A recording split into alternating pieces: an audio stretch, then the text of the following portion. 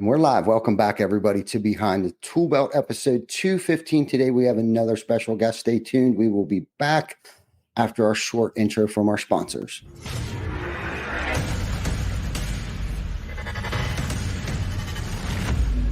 GC Backer. Roofing, siding, windows, gutter, solar. Roofing, siding, windows, gutter, solar. GC Backer.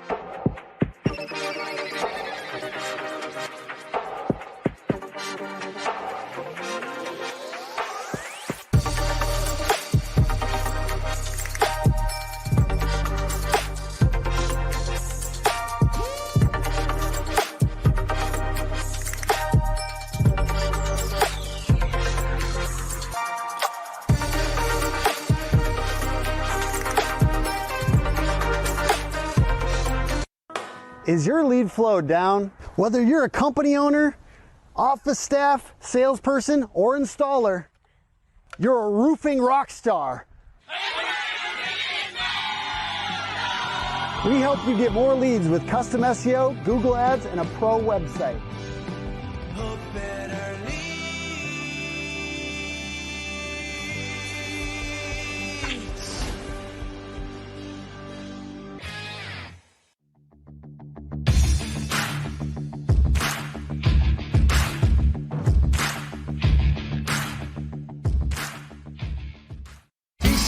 GC Backer. And we're back. Welcome back, everybody. Thank you for tuning in each week and taking time out of your awesome day to spend some time with us. Hopefully you're on your lunch break and get to relax, unwind, and listen to us jibber jabber, and hopefully you'll get something from our show. But today we have another amazing guest, my friend. I consider him my friend, Robert Posey, the man, the myth, the legend, the CEO of remoterep.com, the former board advisor of Contractor Plus, former, hopefully you don't mind me saying your formers, because I'm giving you cred, street cred here a little bit. The former CRO of at roofing.com, which is where I probably met you the first time. You worked with Hunter Blue over at the Revolt. And currently now you're working with Limitless Roofing Group, along with, and we'll talk about this later, but chat with Robert. I'd like to hear a little more about that. But Robert, how the heck are you, buddy? How's it going? Man,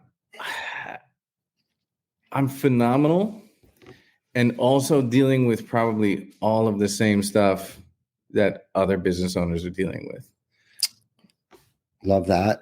Love that. The authenticity of and honesty of the woes of entrepreneurship. Well, I actually just ordered some silver. On Sunday. I was sitting across from my dad at breakfast, and we were talking about stocks and some other stuff, and we were talking about silver as well. So I ordered some, and these particular coins, I don't know if you can see this, but that's a Fortis Fortuna Adjuvat. And I don't know if I'm saying that properly, but fortune favors the bold. And I guess that answer, people ask, like, how are you? And the general response is like, oh, I'm doing great. And it's like, yeah, of course, everybody's, doing great when they put that show on for a stranger or whatever. I am doing great but it doesn't mean I don't have, the same woes as everybody else. Like that's part of it. We sign up for the entrepreneurial journey, and you're going to deal with some stuff. So I'm in a really cool spot where I switched from being a sales guy, sales team builder, focused on marketing and sales. And 3 years ago, I took on a software project. So imagine starting your career over as a software guy with no technical background. So yeah, man, but it's been good. So just chipping away, having a phenomenal time. We could have a great big exit on the back end of all this effort, or it could be for nothing. I don't know. But fortune favors the bold. So there you go. Yeah, good stuff. I mean, I guess we could pull a couple topics out of that and venture down a couple different rabbit holes there. Anyone too, not just necessarily entrepreneurs, but anyone working in a high level, position, C-class management, leadership.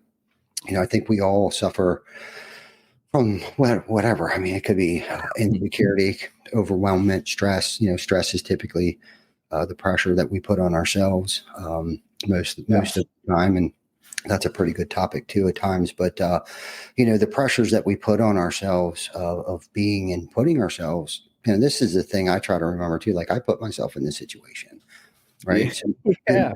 So, to me, right? Like, and I catch myself sometimes too, especially talking to Vic, like where I'm, the woe is me, and it's kind of like, well, how stupid do I sound right now? Probably to somebody that looking from the outside in, thinking, dude, shut up, like, So when you put it into that perspective, and be careful on who your woe is me to, but. The other thing too, when you were speaking, it's like, us being in management positions or leadership roles too, we have to show up with that smile on our face, even though we're dealing with all of these things. And being an entrepreneur also doesn't give us the permission to be assholes. And that's the other thing too, that I have to think about at times. And we've been talking about this quite often. I just recently read a book called The Energy Bus. I can't remember the author of this, but Joy is a bus driver on this energy bus, and they talk about creating and being CEOs, which is Chief Energy Officer, right? So I actually went to the extent of changing my signature out to, instead of like founder or owner or whatever, I put CEO, and then right under it, I put Chief Energy Officer. Now, most people probably think because we're a solar company. I was literally thinking in my head, does anybody ever confuse that? Which is fine because we do install solar, but those around me know. And plus, I see it 1,500 times a day. If you would see my monitor, you would see 1,500 different emails in there, and you can see my signature in every single one of them. So that's like a seed that I plant. Yeah. This metaphoric or this can't think of the right word right this second, but these little seeds that I have to drop for myself, because I know when I go outside this door here, because my office is right behind us, that I need to put that, whether it's a fake smile or if it's a true, genuine smile. But this is the other thing too, is that I tend to get caught up in the 5%, right? The 5% negative, and not really focus on the 95% of everything that's awesome in my life today. Yeah. Right. And that can be as small as just having food in the refrigerator to something as grandiose as that we just landed a multi 8-figure job that day or something. Right. But there's that small percentage of crap that I just want to continue to keep picking at that scab. Right. And just make it worse and make it bleed. And then I drag that shit into the next meeting, and then I drag it into the next meeting, and then I drag that shit home. Right. And because I'm an entrepreneur, I think that gives me the permission. Like, if you knew what I was going through right now, you could be an asshole too. Right. And it's like, no, we signed up for this. I signed up for this. I prayed for all this shit 5 years ago. And here I am. I'm crying about the pressure that I put on myself because I have a car. I have a driver's license today. Right. And many years ago, I didn't have one. Sure. I have a driver's license. I have a vehicle. I have a lovely family. My children are healthy. And really, at the end of the day, those few things that I just mentioned are really, really the only thing that matters. Yeah. Well, and you're talking about the woe is me sort of thing. Like, we're human, so we go through that. Man, in the last year, like I always have chief revenue officer clients. I stand in as like a fractional CRO. And I had a client who had a sales rep issue, but he also had a lead flow issue. So it's like chicken before the egg. So what do we do? So me being a sales professional from the background, it was like, all right, we need like let's get a cash infusion from our retainer, but also, I mean, you'll pay me to take some calls. I'll take 3 calls a day. I'll close some deals for you. I'll do that until you can correct your lead flow so I can place a sales rep, because I can't place a sales rep if there's not an opportunity for them to earn a living, keep a roof over their head, that sort of stuff. Well, it ended up going a lot longer than I had anticipated, which took me away from a lot of my goals. And I try to keep like a performance, a consciousness coach, some sort of a personal development coach with me at all times. Or, you know, I pay them. They're not with me, but I voiced some frustration to actually Dr. Nick Lucas. I'll give him a plug there because he's a rock star. But I voiced to him like, hey man, like I'm getting my butt kicked over here. And he's like, okay, well, let's reframe this a little bit.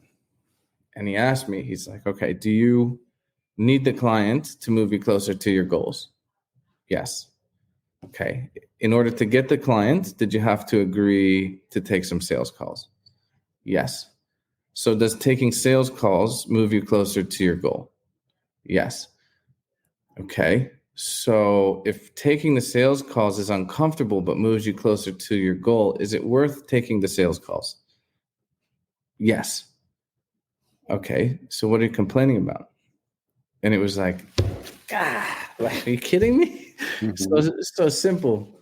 The other thing too is like on the back of that, if I made the decision to grow my company, does having a company come with challenges? Yes. Are challenges worth solving to move you closer to your goal? Yes. Are you going to get it right all the time? And this is one that I think a lot of C-suite and or owners, they forget or never realize. Our job is not to be right every time. It's to be right a percentage of the time. It's to know without a shadow of a doubt, unequivocally, you're going to fail. You're going to fail. Like maybe not in the grand scheme of things. If you quit, you fail. But if you keep going, you won't fail. You just have to keep going. So a different mentor of mine told me a few years ago, like actually it's been a while, almost 10 years ago. He looked at me and he was like, dude, fail faster. And it was like, touche. Like, fail faster. You're going to get it out of the way. So we deal with decision fatigue. A lot of us, it's a very real thing. If you've never looked it up, look up decision fatigue. Mm-hmm. There's a chemical process. It's kind of like having an adrenaline rush all the time. Like eventually you're going to get worn out. So when you're making these decisions, chemically in your brain, it's heavy.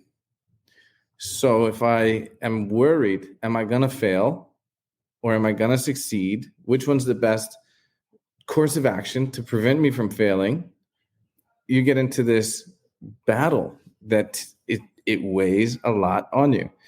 Well, if you can create a process that's like, you know, box 1, box 2, box 3. If all 3 boxes are checked, great, make the decision. We move forward knowing fully that even if we fail, we lose what?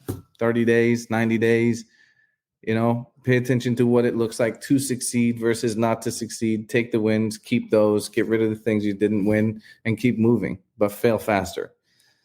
So anyways, yeah, I agree. We signed up for this and I love it. I love that. A couple of things here. You know, anyone in life, you know, can apply that, what you just said, every single word, you know, whether it's a parent with their children, right, trying to make decisions all the time, you know, anyone, we're all leaders to a certain extent. We're either leading our household, and we're going to make mistakes. But through that, so to segue into how important failure is, right? Or mistakes being made. And I agree with you wholeheartedly where failure, the only time I fail is when I actually quit.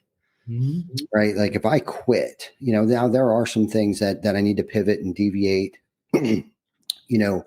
change course of action, whatever that case is. But I think if you just, take this job and shove it and jump in your car and take your ball home and because something, I think that's a failure. Right. Yeah. But being a parent, being a leader of whatever organization that you're part of, it could be a nonprofit, could be, a roofing, company, whatever organization you're part of, could be your household organization. Right. I think when we quit or give up on our children or our teammates, that's when we failed. And the other thing is too, right? Like, so being in a leadership position too, we have to become calloused or grow a higher tolerance for mistakes, right? Whether it's our mistakes or our teams making mistakes, but without those mistakes, we don't gain experience. And through that experience, we become better human beings. We become better professionals, because of the experience that we just experienced, right? Without those, and even sometimes and it's hard for me to bite my tongue, even when I know, and I don't know how many times I've been wrong by saying, no, don't do it this way. Right. But then they did it another way. And it was, more timely. It was cleaner. It was better, even though I thought they should have did it. So one, I need to learn how to first and foremost trust, right? I need to trust in the process, trust in human beings, trust in our co-leaders, trust my children, right? That they're going to make the right decisions when they're at school, when they go off to college, when they're out a neighbor's house. I'm trusting the fact that, and really it's no different. So why would I not trust Vic that he wouldn't have the studio, sounding good, looking good, even though I want to get in there and say, oh no, the camera's too high, bring the camera down. But it's like, you know what? Once I leave go of that control, and if the camera was at the wrong height, and I'm just using this as an example, I needed him to go through that, because how else would he ever know that the camera's too low, too high, it's too bright, these things without that experience? Have you ever heard I think it's a Charles Schwab story? Do you know what I'm talking about? I think so. Continue. So, all right. The way I understand this story was Charles Schwab, like world famous, one of the wealthiest guys of the early 1900s. He had his right-hand guy, and then he had this sales rep. Sales rep makes a mistake, cost the company like an $800,000 order.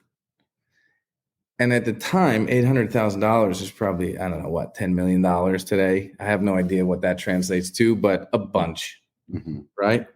And this pops up in a meeting, and the right-hand guy, he's like, don't worry about it, Chuck.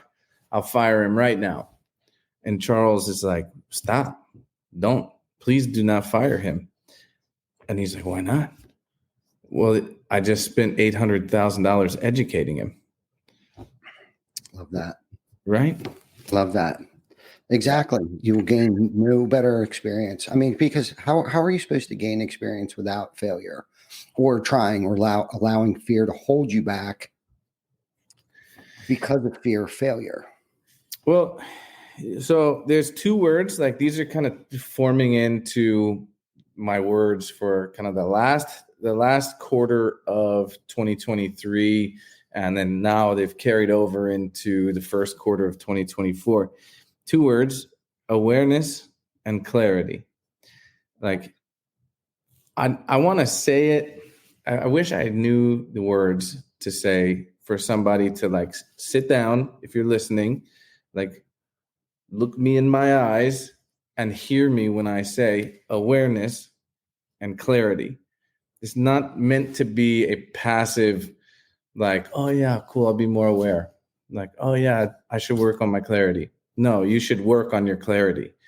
You should take the time, figure out the questions you need to ask in order to gain the awareness and the clarity so that each decision is more impactful, not just the decisions you're making, but the scope of work or, whatever it is that you're giving to your team.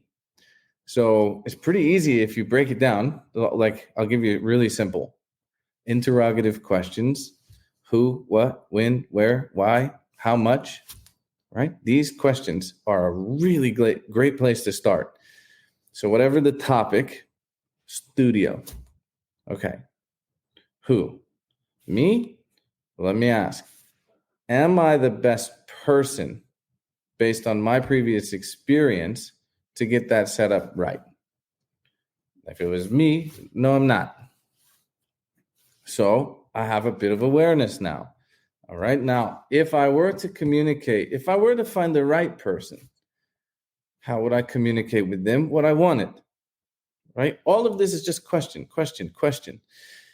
If you go into it with no awareness, if you haven't asked yourself these questions, then you're being guided by ego. And that ego is a survival mechanism. It's literally there to help you survive. Only the difference is when the human being was first developed, as we started to, I don't know. I don't want to use the word evolve. I don't know the audience too well, but we'll use the word evolved. So as human beings, progressed, we started to learn new things. There were like battles and wars fought with bows and arrows and spears and clubs. There were saber-toothed tigers in the bushes, and right, there was some stuff the ego had to be aware of, and it was life and death. So now today, we don't presently think of our decisions as life and death, but that ego does. And so we'll die on this hill because we lack the awareness. We haven't taken the time to slow down. And if you're not moving me closer to my goal, then you're a saber-toothed tiger, and I simply can't stand it. I need to beat it metaphorically over the head with my club and kill this saber-toothed tiger that may keep me from reaching my goals. Right? So I have to ask, is Vic a saber-toothed tiger? Probably not. He's probably like a super experienced AV guy. And therefore, he may be the right person to lead that project. So how do we slow down? Who, what, when, where, how, why, maybe even how much? And then what questions can you ask? So journal it, write it out, figure it out, get the clarity you need so that you can lead that or not lead that. Wow. That was good. I was telling Vic how deeply intellectual you were and how great this show was going to be, because he gets deep, and that this is what, attracted me to you the most. I'm attracted to you too, Ty. Yeah. Well, and not just intellectually, but sexually. But that'll be that'll probably be episode 300. We talk about our manly. I'm here. I know you are. You're a ride or die, and it's a shame that we don't talk more often, because that's the cool thing about our relationship is, Robert, that we don't see each other that often, but when we do, we just kind of pick right where we left off. Like, hey man, how's the family? And we just kind of run with it like that, and we always have gelled well, I think, and to be able to experience, any of your lessons that I've got to sit in on, and the impact that you've had on individuals' lives. And that's why I felt like, and Vic, we felt like after I shared my experience, with you about you to Vic, we were like, yo man, we got to get Robert on. And that conversation between Vic and I started back when we saw each other in Dallas a few weeks ago. I was like, dude, we got to get Robert on. But I didn't want to do like the 5-10 minute blip, that we were doing there at the show. I really wanted to get you on the show, our Wednesday afternoon, regularly scheduled program here, because, we have a good following. And I think just the stuff that you talk about at the level that you get down in there, and it's like, and I even told Vic, I was like, it's so obvious, but it's like not obvious to us. And after you say it, it's like, yeah, you're right. The who, what, where, you know what I mean? And to look at it, like to get your ego and your pride out of the way. And like you said, the ego being, a defense mechanism, how crippling is that for an individual? And how often has that ego gotten in the way and created a lid from growth? Yeah. right? To learning how to delegate and being okay with not taking the credit, and then giving the credit to someone else and acknowledging that to them, like, man, you are so good, man, you're so smart, thank you so much, we wouldn't be here without you. And how much further that will take you and take them, to want to shine like a diamond, and it's so incredibly important, that we're not allowing our ego to get in the way and cloud our judgment, right? Because I don't know how many times that I've even, now that I've been aware of, my ego and stuff, and we, the groups of people that I run with, we talk about ego and pride and fear, right? Fear is an acronym for, F everything and run, or face everything and rise, right? Oh, that's cool. Yeah. And ego is like edging God out, is another, acronym, for the, some of the sum of that I surround myself with, right? So we have these intellectual, maybe not as deep as you can get them, but that's why, we need to talk more often so I can get more. Tag me in, man. I'm happy to show up. And I Right. really appreciate you saying what you said there. The feeling is mutual. Like, I remember the first time I saw you, like, you pulled up, I think you were a little bit late to that retreat, right? And A couple years ago. Yeah. Yeah. And I first saw you, I think I was standing on the balcony when you pulled up, and like, I was like, I don't know who this guy is.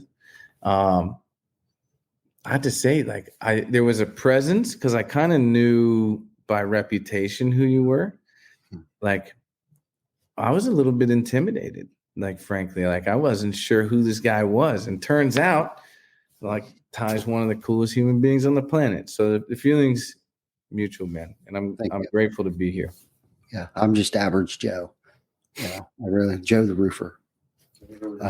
But yeah, no, and to kind of circle back to that topic of ego and getting, unfortunately holds so many of us back, until you're actually aware of that and learning, the questions that you were talking about, learning to ask the right questions, I think is also a skill that you can work on, after failing so many times. Maybe, unfortunately, that's a failure of mine that I've had, where I've allowed leadership to become a lid and continued to push myself, saying to myself, well, how am I going to figure this out? How am I going to figure this out? How am I going to figure this out? And screaming, grow, grow, grow, go, go, go.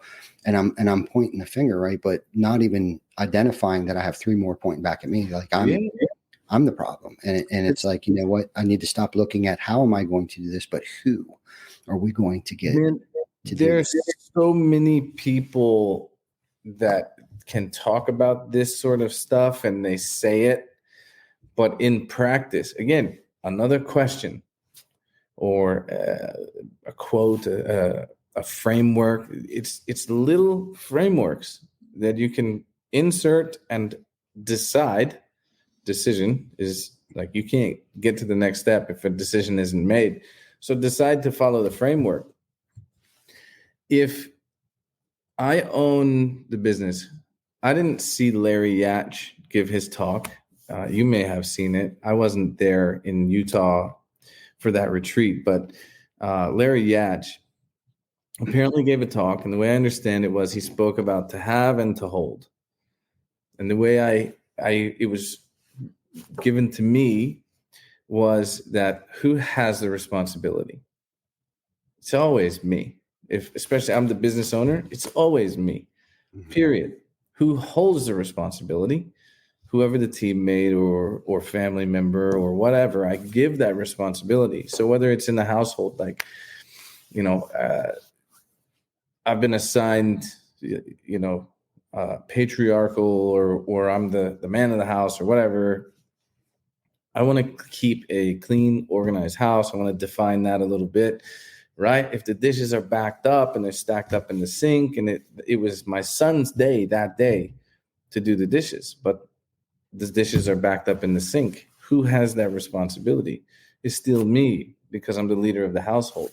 Who holds that responsibility? It's him, right? And there's accountability that gets to come on the backside of that. So I think if you can simply put the framework and just either assume it's me every time, I failed. I made the decision. It didn't happen. I failed. Whether I gave it to someone else or not, I failed. Maybe I made the wrong hire. I actually just went through that with a marketing coordinator, and like she's chewing my ass in emails right now because she does not feel like she made any mistakes. Well, I have to take the responsibility for that. In this particular case, bad hire. I gave her the scope. I gave her the who, what, when, where, how, and why of how the job needed to, what it looked like to succeed. I was clear. I told her my management style, and I gave her permission to ask me as many questions as was necessary for her to get the job done. Well, either she asked me questions and I didn't answer them well enough, I didn't guide her well enough, or I made a bad hire. In either case, I was clear on my instructions and that she had permission to ask me questions. I didn't answer them or guide her. My fault. I hired somebody, didn't vet them well enough, kept them too long. My fault. My responsibility.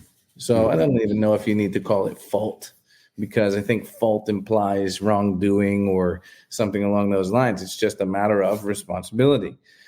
It was my responsibility. So what do? Yeah. Now I know. So I move on, make a new decision. So I have since taken on all of those roles in order to get them caught back up. We just hit day 31. I'm 70% of the way done with the objectives that she missed. That's okay. But I need to figure them out. Whether it's hiring a new person, whether it's me stepping in and getting it done, is always on me. So that framework, if you're somebody who's, wants to move forward and better your life, if you don't have the awareness of whose responsibility is, it's you. Yeah. Period. And I don't care if you're an employee, a sales rep. I don't care if you're the company owner. If you want to improve your life, it's always you.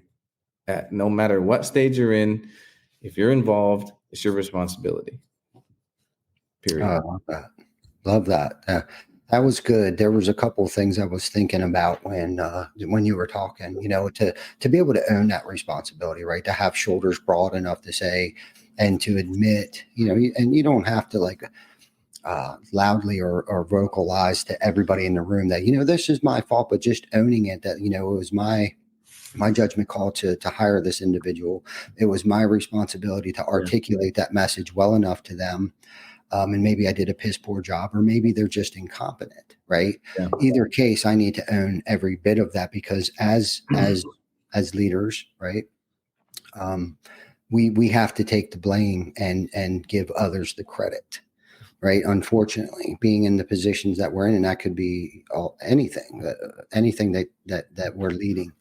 And that's at times is a tough pill to swallow, owning that, and, I'm guilty of really kicking the shit out of myself, because of that, not because I make poor decisions after poor decisions, but I own a lot of stuff. Like I own the outcome of a lot of stuff and try to reward and give credit to those things that are going smoothly.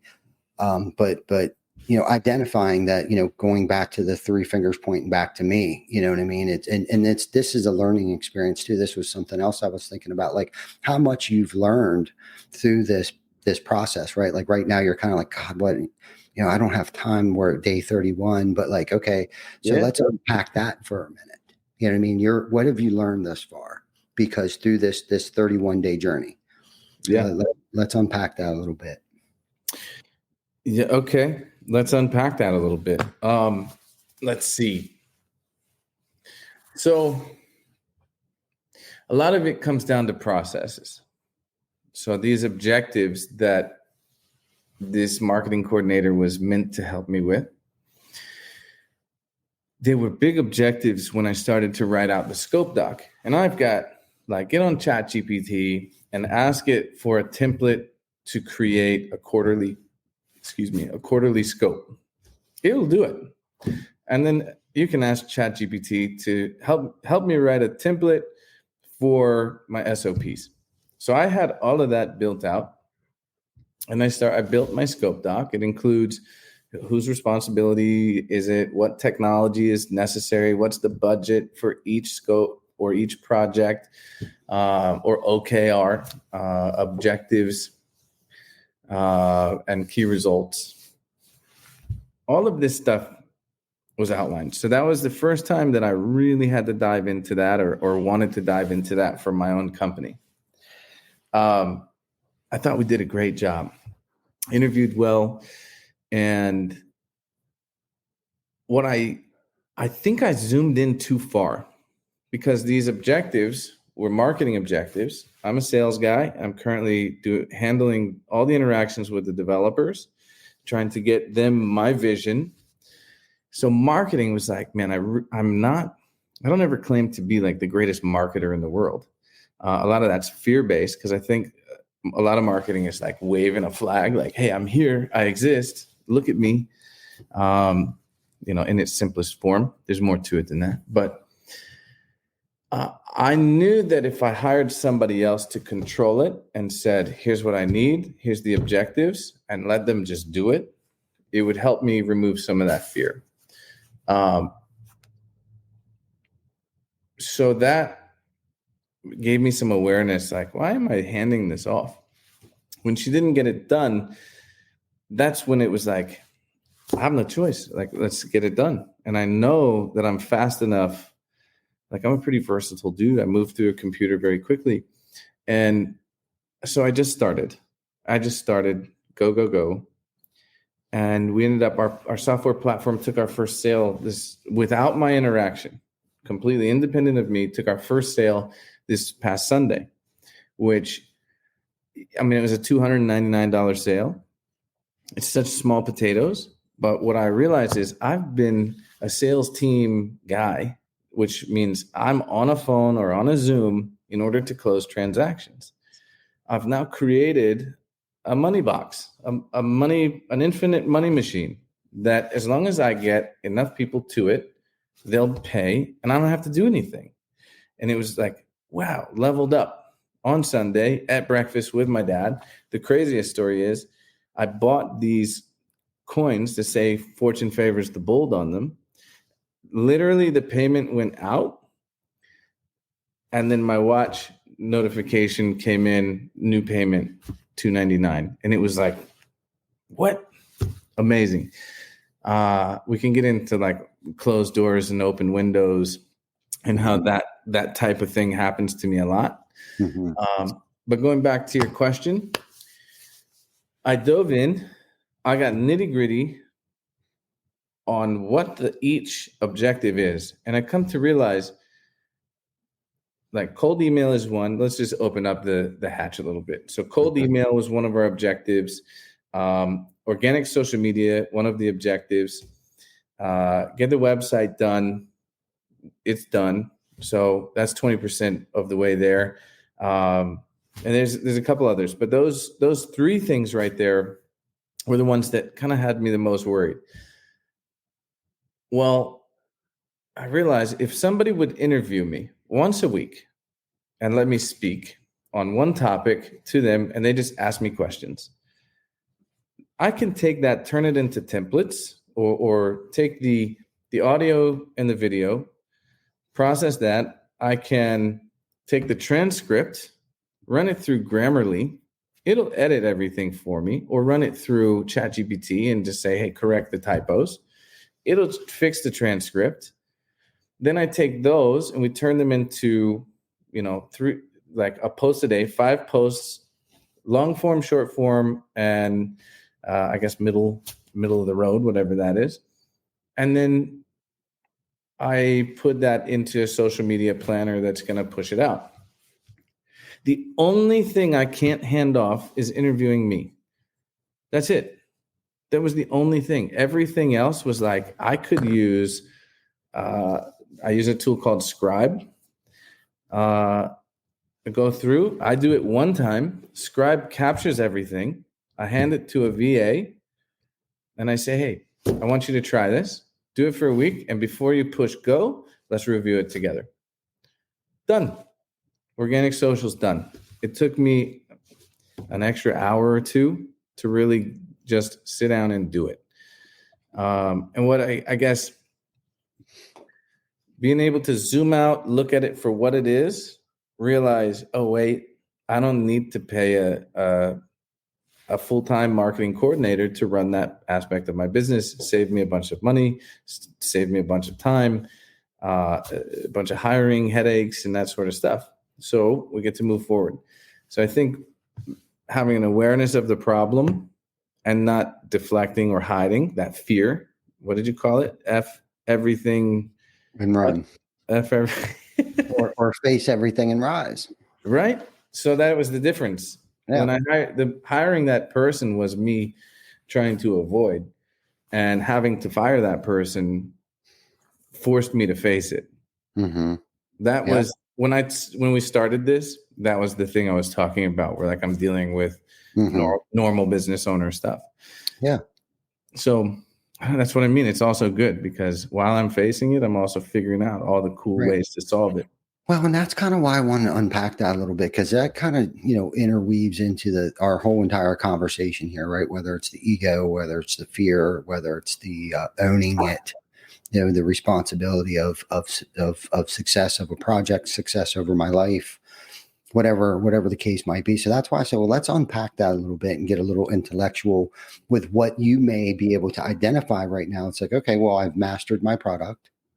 Right? If I would have had somebody else and I delegated this to somebody else because at that moment I thought I was inundated with other tasks that I needed to take care of. But I don't, I think through that learning process of like, okay, that doubt, that self-doubt and that fear that you walk through, it's like, okay, either I can F everything and run at this moment, or I can face everything and rise. And it sounds like you chose the latter, right? Like we're going to face everything here and we're going to rise. I'm going to figure out the SOPs and the framework that you tried to delegate to somebody else, but now you've mastered your product. Now, maybe you can speak more intelligently to a prospect because, like you said, you come from the background, 18 years, I think, of professional salesmen, right? Industry or whatever that you're a salesperson. You've coached, trained, recruited salespeople. So now that when you sit in front of somebody who might be interested in your product, now you know it inside and out. You're educated on it now. So now you have the opportunity to be able to educate them. It's really no difference when it comes to roofing sales. One of our biggest thing is to educate the new hire, right, on product knowledge, right? Because if you don't know how to build a roof, how are you going to be able to sell a roof? Yeah. Right. Now, unfortunately for your case, yours was a little bit more elaborate opposed to building out a roof and the 5 components that gives it a gold pledge warranty. Right. I don't even think so. Like I was just thinking that, like, what is a business? What is it? You got a leadership team, you got some accounting, you got operations, you got sales, you got marketing. There's five components there. You said there's 5 components when it comes to a roof. Like everything, I've said this for years. Businesses don't have problems. People have problems. If I take the people out and I look at 5 different businesses, odds are that they have 2 or 3 problems, and it's probably the same problems in each one. And I would wager it's the person on the back end, the one who has the responsibility, that's probably the reason or the cause for all of those problems. It's pretty simple. That's why I love what I do, because like my company, if you look at the Secretary of State, it's rocket surgeon. Rocket surgeon is a play on words, right? Rocket scientist or a brain surgeon. It's simple. It doesn't have to be complicated. We as people complicate it. Sorry, I interrupted you. No. That was good. That was good. And I love our conversation right now. And Mike Gippy just chimed in and said that was a great conversation. And there's quite a few people in there that's listening right now. And this is that vulnerable stuff that I think most men and even women are very uncomfortable to talk about themselves, and their character defects or their shortcomings, right? Shortcomings, the things that I fall short on, in my life. And it comes down to self-awareness, right? Self-awareness. And a lot of people I don't think really know at a deeper level that I'm talking about right now, how to self-reflect or be self-aware, right?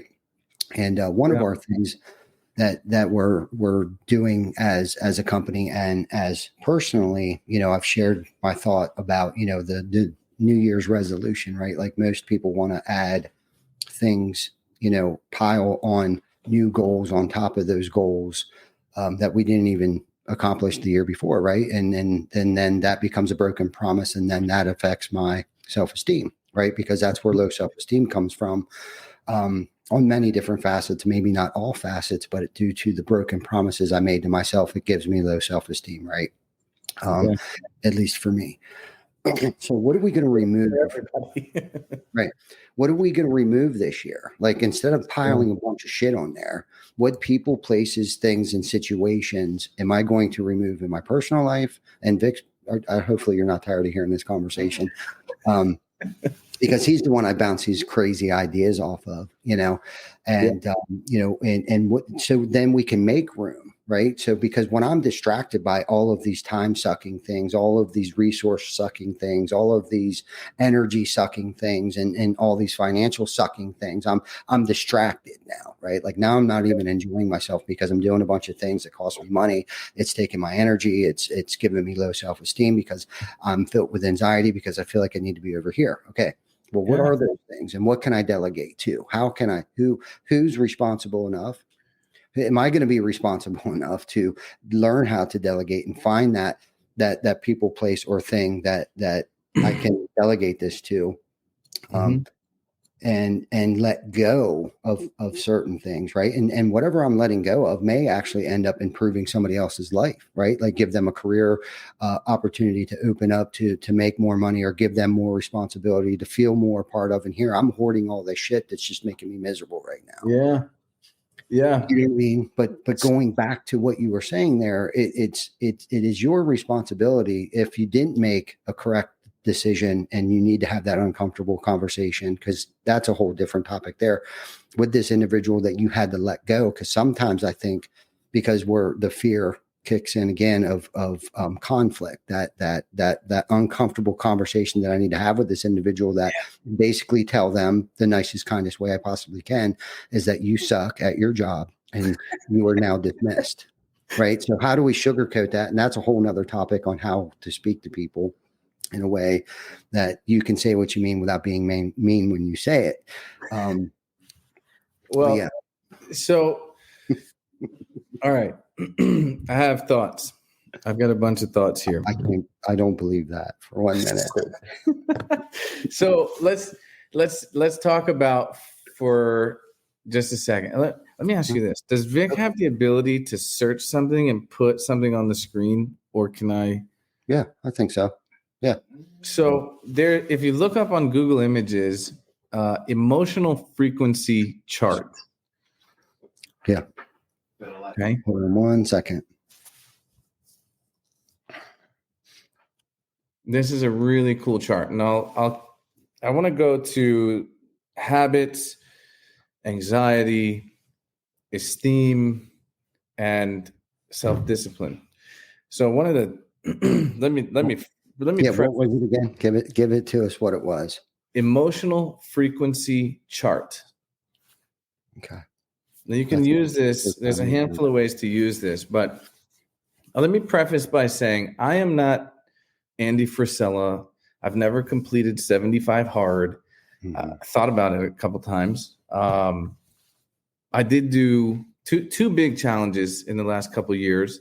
One, I did 100 burpees a day for 31 days. Right? That was just that seems reasonable. I'll do that. You don't know how many burpees 100 burpees is, apparently. So I did that one. And then I also did 12 months of no alcohol. Right? I remember that. Yeah, finished November 13th. And like now I pretty much don't drink. I've had a couple drinks, whatever. But here's why I bring up these challenges. When I finished my 100 burpees, I felt like a god. Like I finished these 3,100 burpees. When I started, it took me like 43 minutes, I think my first time was. When I finished, I did it in 9 minutes and 46 seconds. 100 burpees straight through. Boom, boom, boom, boom. Go, go, go. What a difference, right? When I finished that, I was soaring. So the quote that was given to me by one of my personal development mentors was, self-discipline is the prerequisite for self-respect, and self-respect is the prerequisite for courage. Now, this ties into our chart. If we are able to get it up, or if we're not, I can describe it pretty easily. But He's getting there. Imagine a wavelength, right? So scientists now have the ability to put a machine in a room with you, show you a picture of your loved one, and they can measure the frequency of love. Mm-hmm. They can show you something scary, and they can measure the frequency of fear. There's all these emotions in between there, right? There's enlightenment and joy. There's willingness. There's courage. Courage, by the way, is right in the middle of the chart in terms of frequency. If you go down to the bottom, you have guilt, and the last one is shame. When you're operating out of integrity with yourself, you're going to experience guilt. The feeling of guilt is, I did something bad. The experience of shame is, I'm a bad person. So if we continue to let ourselves down, it's no longer I did something bad. It's I keep doing things that are bad, and now I must not be good. So we experience shame. So one thing I would tell you, and like I said, I'm not the Andy Frisella, like super duper do these challenges type of guy, but I've done a couple, and I can tell you if you pick, perfect, right here. So you see at the bottom of the chart, we're contracted. If you enter into below courage, you're prideful, you're angry, you start to like go into desire. What's the difference in anger and desire? When I have like, man, I wish I had a successful business. Man, I hate my car. I wish I had a different car. Eventually you get angry enough that you're going to start fighting for it. Anger that's when there's a decision starting to be made. Pride, okay, I'm proud. I am somebody who can accomplish this. When you start to believe in yourself, your frequency starts to expand and you reach toward courage. Courage is, I'm going to do something about it. I've made a decision. Here I am. Fight me. Like, right? I'm feeling courageous. So if we can take that shame, that guilt, if we can start to become aware of it, then we have to somehow get to the place of going through grief, experiencing that fear that, oh my God, who do I have to become? It's not, I'm afraid of success. It's, I'm afraid of who I would have to become or what I have to let go of in order to change. But one of my favorite quotes, change is only possible on the precipice of destruction. So if you're feeling close to destruction in whatever area of your life, whether it's your diet and your nutrition, it's breaking a bad habit. Like for me, I'm still working on smoking cigarettes, right? These things, when it becomes bad enough, that is when we start to make these changes. If you look on the right side of this image, expanded and contracted, have you ever walked into a room and you could feel two people have been arguing in that room? And you're like, whoa, you could cut the tension in here with a butter knife, right? You felt that. Or you ever been in a relationship with, your significant other and you no longer feel in love. And there's a conversation that comes up like, I just don't know if I love you anymore, right? These are contracted because one or both of you are operating from fear, grief, apathy, guilt, or shame. So being aware of the emotion and that it is a frequency, what can you do? Go back to the quote, self-discipline is the prerequisite for self-respect, and self-respect is the prerequisite for courage. If courage is where we start making these decisions to change, then we need some discipline and we need some self-respect in our life. So I would encourage you to do something that you're capable of. Like you said, maybe it's what can I cut out? Maybe it's I'm going to cut out Coca-Colas for, ever, or for 30 days. If you make it, then you feel pretty good. Like, hey, I did it. Right? Cigarettes. It could be, maybe it's doing something like 100 burpees a day. Hunter Ballou has the famous Fearless 44 challenge, which if you've never done is a great place to start. It will kick your butt and it'll make you real uncomfortable. But on the backside of it, there's power, there's self-respect, there's a position of, I did it. I am somebody. I'll share a story. So I left. I got pretty out of shape for a while. My left knee was kind of going bad. It was that way for like 10 years.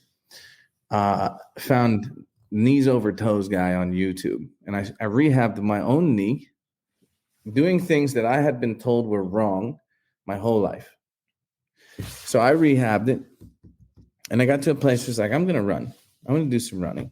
So I started running. I started getting back into working out. I'm in Utah at a retreat, a revolt retreat. And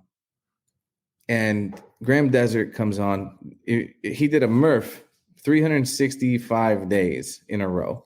If you don't know what a Murph is, you run a mile, you do 100 pull-ups, 200 push-ups, and 300 squats, and then you run another mile.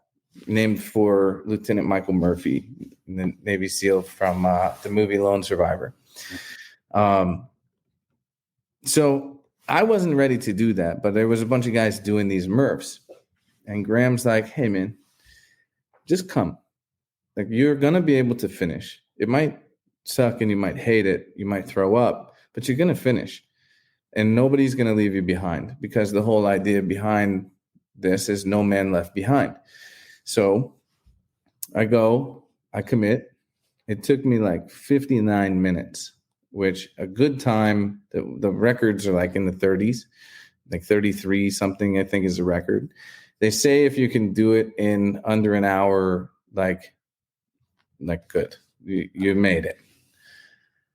I knew that I was not going to be able to finish, but they stayed behind. And by the time we got to the end, Brandon Allen actually stayed with me. I was the last one to finish. When I did it, there was like tears, and there was this awakening where before that, I was the guy who, man, one day, I might do it one day. Like, I'll work toward it and eventually I'll get there. But when I did it, and I had a moment of courage, it was forced and it was a bit of peer pressure, but I did it. And when I got done, like, the tears were not because I was in pain. The tears were because nobody could ever fucking take it away from me that I did it. Mm-hmm. I did it. I succeeded. I finished. And yeah, it was miserable. Like, I was in so much pain. But when I got back, I was euphoric because I did it. That was in a single day. I went from a guy who couldn't to a guy who did. And I traveled up that emotional frequency chart extremely fast. So something to be said for that. Amazing story. That was good. And, that's a good feel-good story for anyone that's listening, any of our guests that are listening. That self-doubt, but with the encouragement of Graham, right? And then Brandon Allen, like, sticking behind you, like, look, dude, we're going to do this and we're going to do this together. And, and sometimes we need, there's a lot of morals to this story here. What we can't do by ourselves, we can do together. Right. And that self-doubt, right. That telling ourselves we can't do something, but yet pushing ourselves to do something outside of our comfort zone, and how that made you feel. Right. And that kind of goes back into like that broken promise.